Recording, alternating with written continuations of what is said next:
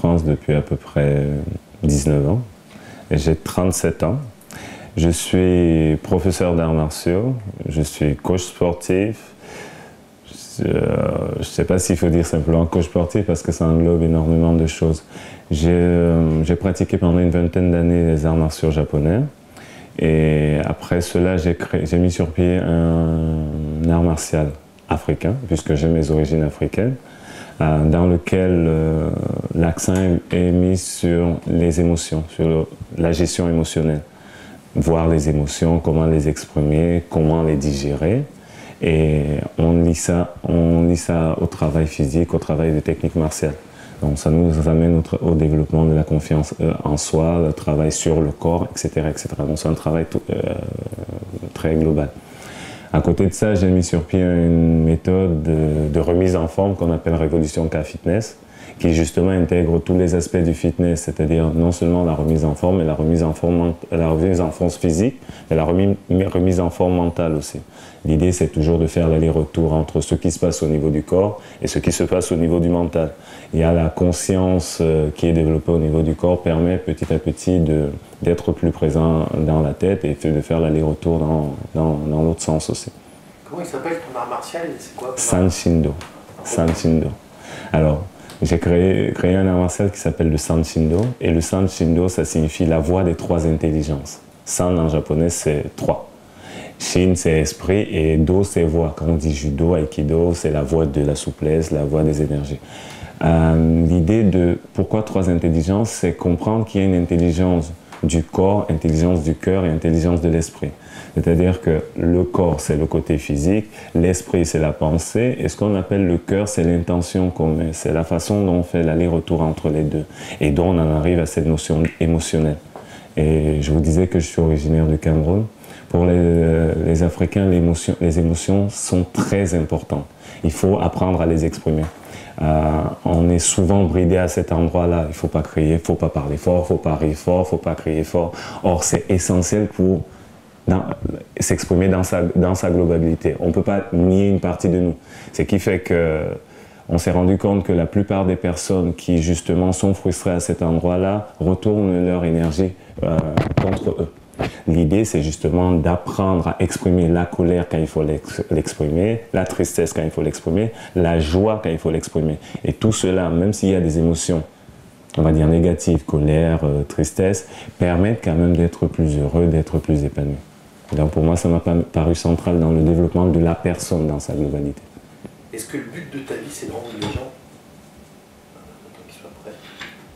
Est-ce que le but de ta vie, c'est de rendre les gens heureux? Mais comment tu fais pour les rendre heureux? J'ai plein de méthodes pour les rendre heureux, mais ce serait extraordinaire si je disais que je rends les gens heureux. Non, mais j'accompagne les gens sur le chemin vers ce qu'on appelle le bonheur. Pour moi, il n'y a pas un stade ultime où on dit « je suis heureux, ça y est, j'ai atteint la félicité, je suis au paradis ». Je pense que je peux aider les gens à donner du sens à ce qu'ils font, à comprendre ce qu'ils font pour mieux le faire. Je pense que la chose la plus importante, c'est aider les gens à fonctionner de la manière la plus optimale qui soit. Nous avons tous des histoires de vie différentes. Nous avons tous quelqu'un qui naît dans une famille dans laquelle les parents ont déjà cette aptitude au bonheur-là, fonctionne bien, tout fonctionne bien, peut, par mimétisme, arrive à acquérir cette aptitude assez facilement. Malheureusement, on n'a pas la même histoire. Donc l'idée, c'est apprendre petit à petit à déconstruire les choses qui seraient un peu limitantes et à comprendre que tout le monde peut y arriver. Tout le monde peut arriver à se sentir bien, tout le monde peut arriver à se projeter dans quelque chose de mieux et tout le monde peut arriver à développer ce qu'il y a de plus essentiel justement chez l'être humain, cette joie et ce calme à l'intérieur de soi qui fait en sorte que la vie vaille la peine d'être vécue. La richesse peut être développée, la richesse matérielle peut être développée sans problème. Aujourd'hui, on n'a jamais atteint un tel degré de richesse, mais on se rend compte que toutes les études scientifiques nous montrent que les gens n'ont jamais été aussi malheureux. Donc, je ne vais pas vous sortir des chiffres, mais il paraît qu'en 1950 aux États-Unis, il y avait à peu près 36% de la population qui se déclarait heureuse. Aujourd'hui, il y en a 22% qui déclarent être heureuses. Pourtant, on a triplé les richesses entre 1950 et aujourd'hui. Donc, on a un vrai problème à cet endroit-là. Et je pense que j'œuvre depuis longtemps. Je pensais déjà que les arts martiaux, en tant que développement des valeurs essentielles, permettaient de travailler sur ça. Mais je pense encore que voir ça de manière plus globale, en faisant intervenir beaucoup plus, de manière beaucoup plus présente, l'émotionnel, et surtout dans le côté pratique de la vie de tous les jours, est essentiel. Et tout le monde va apporter sa pierre à l'édifice. S'il y a deux personnes qui, en pratiquant avec moi, arrivent à se transformer, elles pourront aider d'autres personnes à le faire, etc. Et ça fera la chaîne qui fera qu'un jour, tout le monde trouvera tout à fait normal d'être heureux. Parce qu'aujourd'hui, ça semble un peu suspect de vouloir être heureux. Pourtant, qu'est-ce qu'il y a de plus important comme but à trouver? Pour être heureux, toi, tu fais faire quoi? Des pompes aux gens? Comment ça se passe? Souvent. Certaines personnes ont besoin de faire des pompes parce qu'au niveau du corps, elles ont besoin de redécouvrir que leur corps en est capable. Tout dépend, nous avons tous des profils différents. Je vous disais qu'on a des histoires différentes, des histoires de vie différentes. Donc, il ne suffit pas d'être très grand sportif pour pouvoir être heureux. Moi, j'ai été champion du monde de karaté. À un moment, je me suis entraîné pendant très longtemps et c'était mon objectif. Au moment où je suis devenu champion du monde, je me suis dit, so what? Maintenant, on fait quoi? Ça ne suffit pas. Donc, il y a un travail qui passe par le corps physique, on va faire des pompes, on va sautiller, on va faire autre chose. Mais il y a un travail, il y a plein d'exercices qui sont des exercices soit de conditionnement, soit de déconditionnement mentaux. Conditionnement, ça signifie qu'il faut apprendre, ne serait-ce qu'à des petits exercices d'autosatisfaction, regarder sa journée en se disant « je fais quand même des choses bien ». Pour quelqu'un qui serait dans le modèle de pensée de « je suis nul, je n'arrive jamais à rien », il faut lui mettre les yeux ou pointer, lui faire regarder dans la direction des belles choses qu'elle accomplit. Donc pareil, si physiquement je sens que j'ai pas assez d'aptitude parce que j'ai pas les abdos qu'il faut, j'ai pas le corps qu'il faut, puisqu'on est dans une société où on met tellement l'accent sur le côté esthétique et le côté extérieur, il faut montrer à ces personnes-là que ce n'est pas ça qui compte, qu'elles peuvent elles aussi arriver à faire des choses qui même leur semblaient pas possibles juste avant de me rencontrer. Je sais que ça fait prétentieux comme ça, mais je suis prétentieux. Une des choses importantes, c'est d'admettre aussi ces qualités ou ces choses. Mais faire comprendre aux gens que beaucoup de choses passent par le corps. Le corps, nous avons la chance de pouvoir avoir un accès direct à notre corps. Et c'est ça mon but. C'est faire en sorte que les gens passent le corps pour toucher l'esprit. Toutes les grandes philosophies ou tous les grands courants spirituels se sont penchés sur la même question. Comment rendre les gens plus heureux? Il ne s'agit que de ça. De Platon, Aristote, Spinoza ne parlent que de la même chose. Comment est-ce qu'on peut faire en sorte que les gens soient plus heureux? Simplement, on est beaucoup passé par là pour venir au niveau du corps. Moi, je propose l'inverse, et c'est ce que les orientaux ont compris. On passe par le corps pour toucher le mental. Tout ce qu'on fait sur le plan physique a des incidences sur le plan mental. Je pense que tout au long de ce programme, on verra scientifiquement que ça se passe. Les exercices que nous développons, type exercice gymnastique des animaux, qui travaillent énormément sur la latéralité, sur de la gymnastique fonctionnelle, sur la coordination, ont des incidences sur les deux hémisphères cérébraux. On va se rendre compte que ça rééquilibre plus certaines choses. Donc, si l'hémisphère cérébral droit développera un peu plus l'intuition, la créativité, etc. Et participera à ce que certaines se diront « Ah, ça, je n'y parvenais pas. Tiens, j'y parviens. » Et les liens, sans y penser, on passe par le corps, mais on arrive à avoir des incidences sur ça.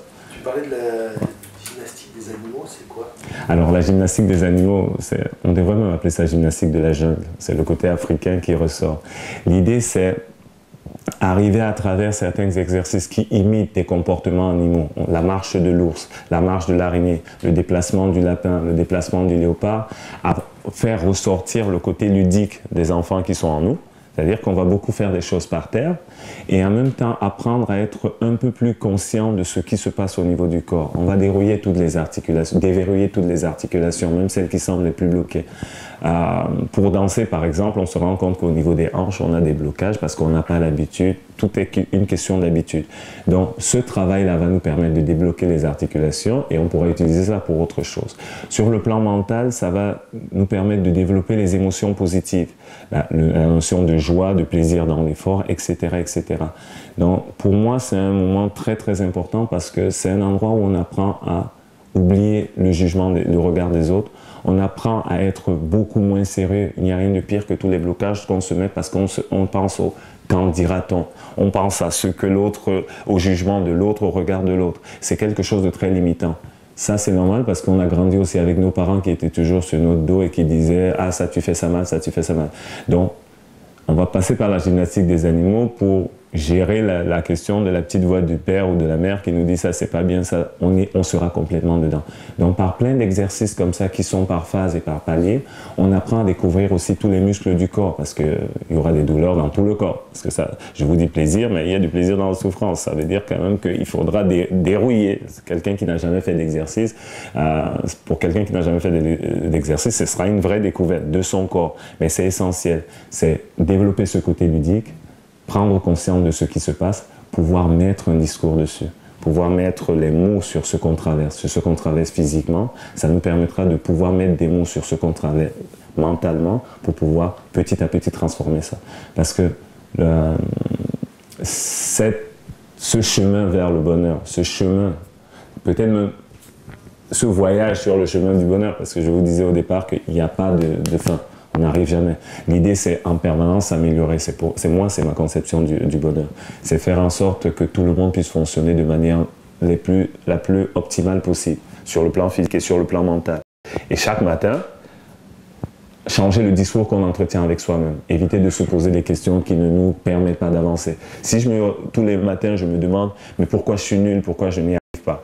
Je vais avoir des réponses. Mais ce ne seront pas des réponses structurelles et qui nous permettront d'avancer.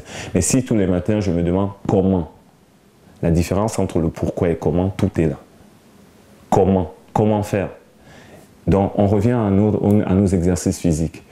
Quelqu'un qui n'a jamais fait de sport et qui doit faire notre premier exercice de gymnastique des animaux, la marche de l'ours, se dit comment je fais pour y arriver? Elle trouvera une solution, elle s'adaptera. Ce ne sera pas l'ours de son voisin, mais ce sera son ours, mais elle le fera. Et elle sera satisfaite, elle sera contente. Et je vous disais que c'est un ensemble d'exercices très ludiques qu'on peut faire avec ses enfants, avec ses partenaires, etc. Ça permet de partager quelque chose, de créer un lien à un autre endroit. Très bien. Et je vais revenir à des choses. Vous faites quoi dans la vie? Tous les jours, c'est quoi votre vie? Tous les jours, je donne des cours de sport. Je donne des cours de remise en forme mentale.